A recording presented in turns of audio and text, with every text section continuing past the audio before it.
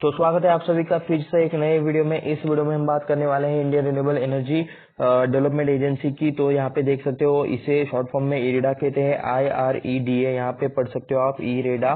तो 65.35 पर आज यहाँ पे इसका स्टॉक ट्रेड कर रहा है। मैं थोड़ा सा मार्कर कर लेता हूँ और यहाँ पे देख सकते हो 65 रुपीज के आसपास स्टॉक ट्रेड कर रहा है। 8.83% की तेजी आपको यहाँ पे आज देखने को मिल रही है। स्टॉक 66 के आसपास खुला था, 68 के आसपास जाकर फिर से उसने एक अच्छा खासा यहाँ पे डिप मारा। किसी बड़े पार्टी ने यहाँ पे सेलिंग किया होगा और उसके बाद यहाँ पे फिर से ये थोड़ा सा रिकवर करते हुए आपको यहाँ पे देखने को मिल रहा है। तो देख सकते हैं आप यहाँ पे एक दिन में यहाँ पे 9% की तेजी यहाँ पे चल रही है। अभी मार्केट लाइव है इसलिए इसका प्राइस चेंज हो रहा है। जो पहले 8% कुछ हमें दिख रहा था वो अभी 9% के गेंस में कन्वर्ट हो चुका है। ठीक है, तो यहाँ पे देख सकते हो 11:55 टाइम हो चुका है। यहाँ पे कॉर्नर में मैं आपको डेट भी दिखा देता हूँ, 30 नवंबर 12 बजने के लिए 5 मिनट कम है। 5 दिनों का चार्ट देखोगे तो ज्यादा कुछ नहीं मिलेगा क्योंकि जस्ट लिस्टेड स्टॉक है ये। लिस्टिंग इसकी आप देख सकते हो 29 नवंबर सुबह 10 बजे यहाँ पे आप इसकी लिस्टिंग होते हुए मतलब देख सकते हो। लिस्टिंग का प्राइस 50 रुपीज के आसपास था एंड यहाँ से मतलब इसने अब तक कहा है यहाँ पे अप्रोक्स 65-68 के आसपास हाई मारा होगा। ये आज का ही डिप है, ये वाला डेटा पूरा आज का है जो कि हमने देखा था।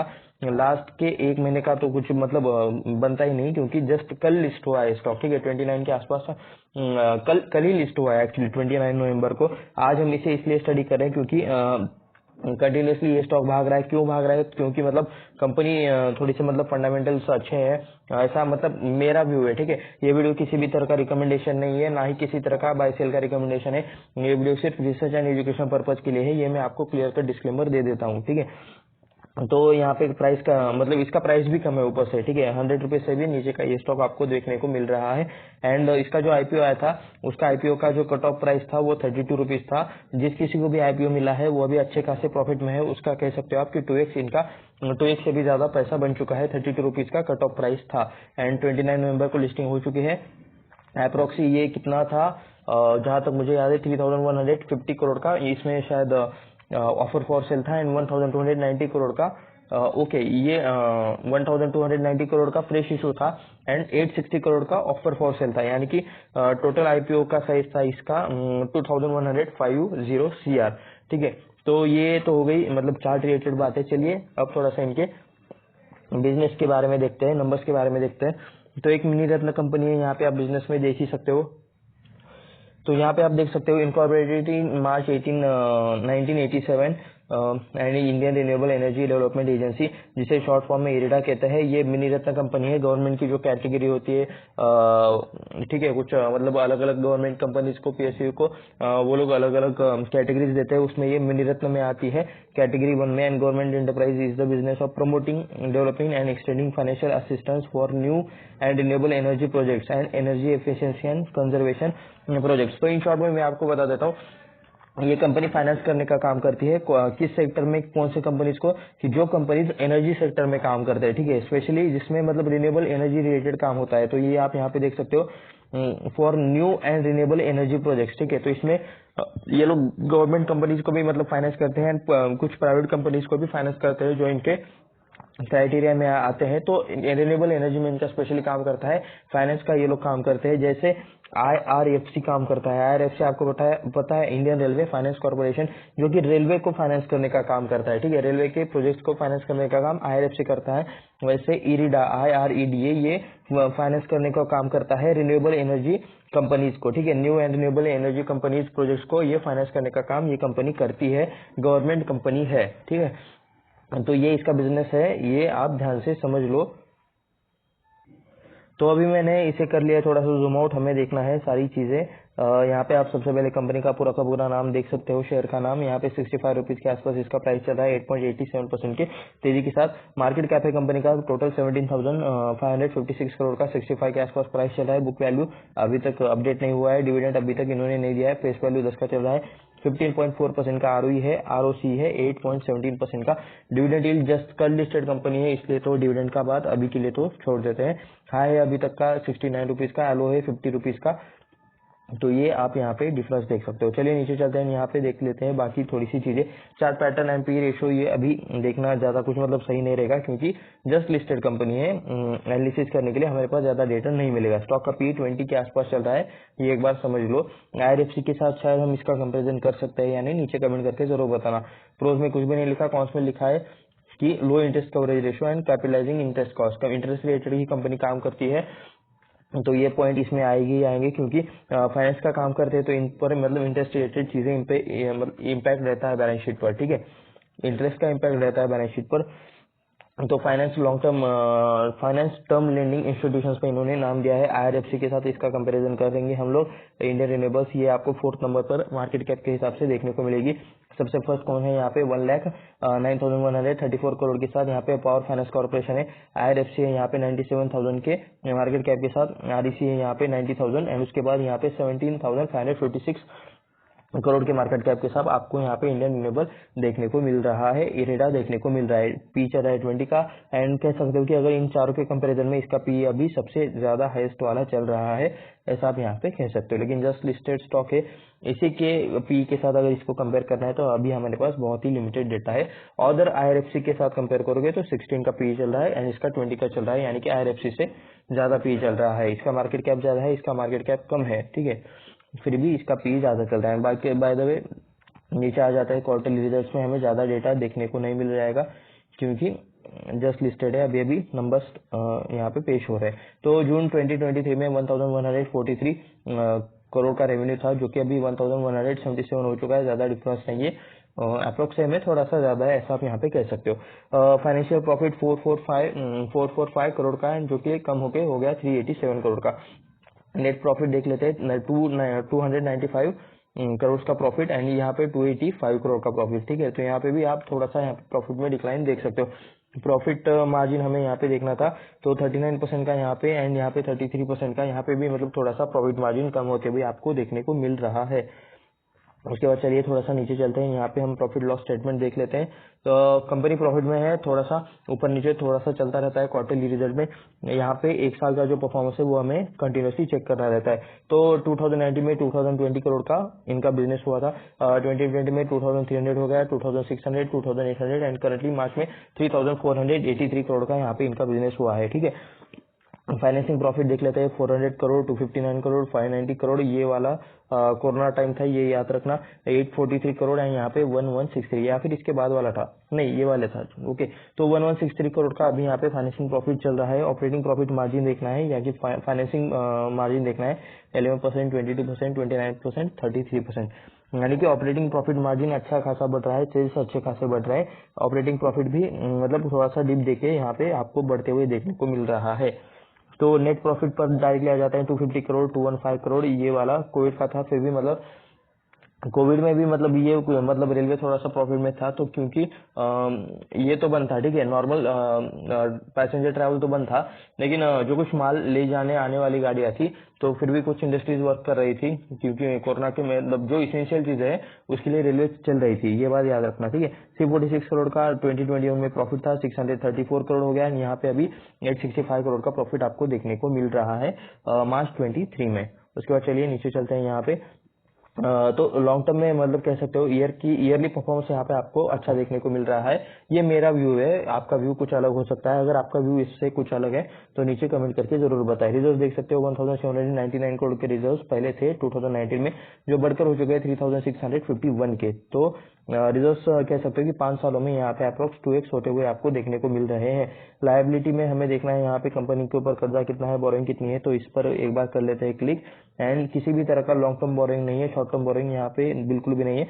अदर कुछ बोरिंग रहते हैं क्योंकि इनका लोन देने का ही काम है, तो उस रिलेटेड चीजें आपको यहाँ पे देखने को मिल जाएंगी। 40,165 करोड़ का आपको यहाँ पे बोरिंग देखने को मिल जाएगा।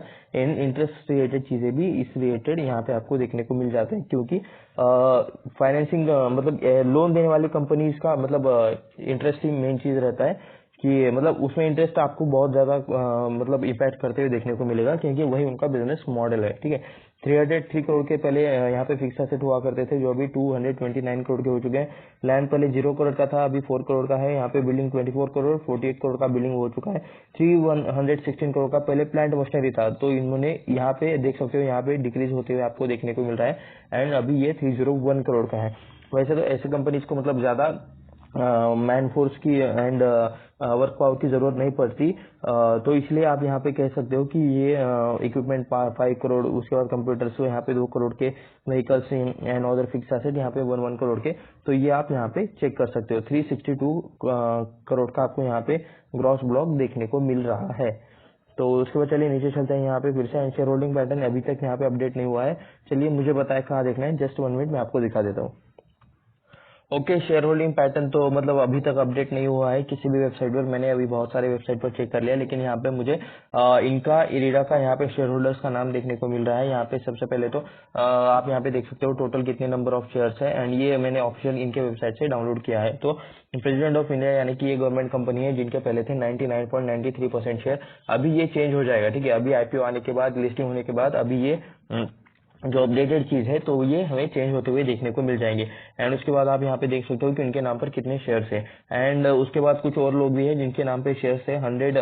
यहाँ पे ये नंबर आप मुझे नीचे मतलब सेंटेंस में बता सकते हो कि कितना है, इतने नंबर ऑफ शेयर्स है, एंड जो कि 99.93% के शेयर है प्रेसिडेंट ऑफ इंडिया यानी कि गवर्नमेंट के। ठीक है, उसके बाद मिस्टर वंदना कुमार है president of India ministry new, ऐसा कुछ यहाँ पे नेम, 100 शेयर्स 100 शेयर्स 100 शेयर्स, ये सारे नाम आप यहाँ पे चेक कर सकते हो। ये इनके यहाँ पे हो सकते हैं इनके मैनेजमेंट वाले। ठीक है, तो उपाध्याय जी है, सक्सेना जी है, कुमार जी है, Shri Asim Kumar ji president and president of India. ठीक है, इसमें एंड प्रेसिडेंट ऑफ इंडिया भी लिखा है, ministry of new and renewable energy. तो ये 0.01%, 0.01%, ये सारे आप यहाँ पे देख सकते हो। टोटल मिला के यहाँ पे 100% शेयर होते हैं। यहाँ पे ये होता है टोटल नंबर, अप्रोक्सीमेटली ये कह सकते हो आप यहाँ पे, ये तो 28 करोड़ होता है, तो ये 228 करोड़। ठीक है, 228 करोड़ 46 लैक्स यहाँ पे आपको शेयर्स देखने को मिल जाएंगे। नंबर ऑफ शेयर्स की बात कर रहा हूँ मैं। ठीक है, तो इतने नंबर ऑफ शेयर्स है इंटू अभी इसकी प्राइस कर लो यहाँ पे 62 65 जो कुछ कर रही है, एंड उसके बाद आप मुझे नीचे बता सकते हो कि मतलब क्या यहाँ पे इसका वैल्यू निकल के आ रहा है। तो ये लिस्ट ऑफ शेयर होल्डर्स है, ये चेंज होने वाला है। ये सिर्फ मुझे पीडीएफ मिली इसलिए मैं आपको दिखा रहा हूँ, ये बात याद रखना। ये चेंज होने वाला है। जो पहले प्रेसिडेंट ऑफ इंडिया के पास 99.93% शेयर थे, ये अभी चेंज होकर आपको मतलब कुछ 80 या फिर 70 या फिर 75, यहाँ पे ऐसे मतलब कुछ भी नंबर हो सकता है। कितना इन्होंने माल बेचा है इस पर ये डिपेंड है। ठीक है, तो ये चेंज होने वाला है, लेकिन एंड ये कुछ मतलब छोटे छोटे शेयर होल्डर्स आपको देखने को मिल रहे हैं। तो चलिए बैक टू वेबसाइट चलते हैं। तो अभी हम आ चुके हैं इनके ऑफिशियल वेबसाइट पर, जहां पर आप ये देख सकते हो इन्होंने यहाँ पे इथेनॉल प्लांट, वेस्ट एनर्जी, ऐसे रिलेटेड कुछ चीजें हैं, बायोमास को जनरेशन है एंड कॉम्प्रेस्ड बायोगैस, तो ऐसे यहाँ पे कुछ प्लांट से। बाय द वे इथेनॉल से रिलेटेड एक कुछ प्लांट अभी फेमस हुआ है, गवर्नमेंट ने अभी अभी मतलब इनॉग्रेशन किया है कुछ टाइम पहले। तो नीचे कमेंट करके जरूर बताना अगर आपको उसके बारे में पता है। तो इथेनॉल से रिलेटेड कौन सा सेक्टर अभी बूम में चल रहा है, ये भी आप नीचे बता सकते हो। अगर आप शेयर मार्केट के मेंबर हो, असली मेंबर, तो आपको ये चीजें पता रहेगी ही। तो देख सकते हो रिन्यूएबल एनर्जी में ये लोग काम करते हैं, longer repayment of up to 25 years, and काफी टाइम से काम कर रहे हैं। 90% of project cost, higher amount of loans, यहाँ पे आप देख सकते हो प्रोजेक्ट के 90% ऑफ कॉस्ट तक ये लोग लोन देते हैं। एंड विंड एनर्जी है, सोलर एनर्जी है, एक्सेस टू एनर्जी है, फ्लोटिंग सोलर में भी ये लोग काम करते हैं। वास्ट एक्सपीरियंस है इनके पास। 1,05,000 करोड़ का इन्होंने अब तक लोन मतलब डिस्ट्रीब्यूट किया है। सपोर्टेड आरी कैपेसिटी 22 गीगावाट का, मतलब इनका कैपेसिटी कुछ ऐसा है, मतलब इन्होंने जिसको लोन दिया है उनका कैपेसिटी इतना है। ठीक है, एंड 90% का प्रोजेक्ट कॉस्ट इन्होंने मतलब अब तक मतलब किसी प्रोजेक्ट को इन्होंने 90% तक फाइनेंस किया है, ऐसा यहाँ पे लिखा हुआ है। तो यहाँ पे कुछ चीजें फेयर प्रेफरेंस करियर सारी चीजें देखने को मिल जाएंगी। सिंपल सा बिजनेस मॉडल है, ज्यादा मतलब लोन टेंशन लेने का नहीं है। लोन दो एंड इंटरेस्ट से पैसा कमाओ, इंटरेस्ट से प्रॉफिट कमाओ एंड लोन का रिपेमेंट ले लो। तो एनबीएफसी टाइप ही है, लेकिन ये सिर्फ रिन्यूएबल एनर्जीज को ये करते हैं। गवर्नमेंट कंपनीज है, तो इसका मतलब अलग अलग स्कीम यहाँ पे आपको देखने को मिल जाएंगी। एंड नीचे यहाँ पे देख सकते हो ये है न्यू पोर्टल, एडिशनल सिक्योरिटी, तो यहाँ पे अलग अलग चीजें देखने को मिल रही है। फाइनेंसिंग की, government scheme, RTI, investor information, तो ज़्यादा क्योंकि गवर्नमेंट वेबसाइट है तो आपको यहाँ पे ज़्यादा चीज़ें देखने को नहीं मिल जाएगी, कुछ इसी तरह पे। और एक बार हम रिवॉल्व कर लेके देखते हैं यहाँ पे क्या क्या चीज़ें देखने को मिलते हैं। ई ऑप्शन से रिलेटेड यहाँ पे कुछ है, उसके बाद कोंगाती power limited, classification of IREDA, code conduct regulation, तो ये कुछ इनके ईसी के रिलेटेड है। Rooftop solar PV, integrity, place, Swachh Bharat, तो ऐसे कुछ स्कीम्स है जहाँ पे ये लोग काम करते हैं। तो इन शॉर्ट बिजनेस तो आपको समझ में आ ही चुका होगा। अगर आपको इसका बिजनेस पता नहीं है तो आईआरएफसी का तो बिजनेस आपको पता होगा कि मतलब जो रेलवे को फाइनेंस करते हैं, तो सेम टाइप में ये कंपनी है, यानी ये कंपनी फाइनेंस करती है रिन्यूएबल प्रोजेक्ट्स को, ठीक है, न्यू एनर्जी प्रोजेक्ट्स को, रिन्यूएबल प्रोजेक्ट को ये कंपनी फाइनेंस करती है। तो ये वीडियो सिर्फ इसके इन्फॉर्मेशन के लिए था, रिसर्च एंड एजुकेशन पर्पज के लिए था। ये किसी भी तरह से रिकमेंडेशन नहीं है, बाय और सेल का कुछ भी यहाँ पे मतलब रिकमेंडेशन नहीं है। ये वीडियो आपके एजुकेशनल एंड रिसर्च पर्पज के लिए था। आपको सारी चीजें खुद से ट्रैक करनी चाहिए, फाइनेंशियल एडवाइजर से राय लेनी चाहिए, उसके बाद ही आपको जो करना है वो करना चाहिए। तो खुद से चीजें ट्रैक करो। अगर किसी और के कहने से अगर आप स्टॉक मार्केट में काम करते हो तो आप लॉन्ग टर्म में नहीं टिक पाओगे। ये मेरी तरफ से क्लियर कट में डिस्क्लेमर दे देता हूँ। ऐसे और वीडियोस देखने के लिए चैनल को सब्सक्राइब करें, वीडियो को लाइक करें एंड अपने दोस्तों के साथ शेयर भी करें। मिलते हैं नेक्स्ट वीडियो में, धन्यवाद।